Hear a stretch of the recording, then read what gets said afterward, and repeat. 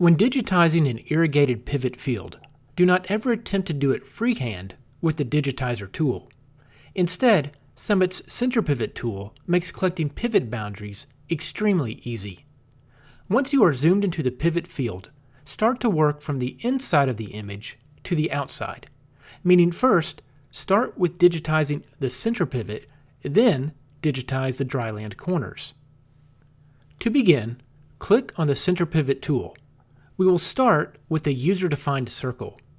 Next, take your cursor and starting in the upper left-hand side of the screen, click and hold your left mouse button while you drag a circle that is the approximate size of the pivot area.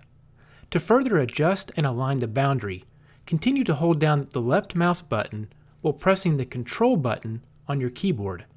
You will be able to move the entire field boundary around the image without further resizing it. Position the image so it aligns to the north of the field.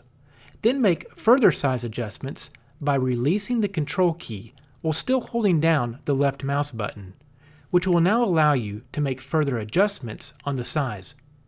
Use this combination of the left mouse button for scaling and the Control key for positioning until you have your field boundary properly sized and placed. When you are satisfied, unclick the left mouse button and the field will lock into place. By clicking Edit Vertices, we can see the numerous anchor points that Summit created to define this circular boundary. If you make a mistake and need to start over, click Clear Last Polygon and then the Center Pivot tool. If we know the exact size of our field, we have the option to enter the area. For instance, we know that this pivot is approximately 120 acres. When the size is entered, Summit will automatically generate a pivot boundary of that size, which can be quickly adjusted and edited with the left mouse button and Control key combination. Now that our center pivot boundary is complete, we need to digitize the dryland corners of the field. Select the Digitize tool and click inside of the center pivot boundary. Start to click around the edges, dropping points inside of the center pivot boundary when the circle intersects with the edge of the field. Summit will automatically cut out the parts of the field that already exist.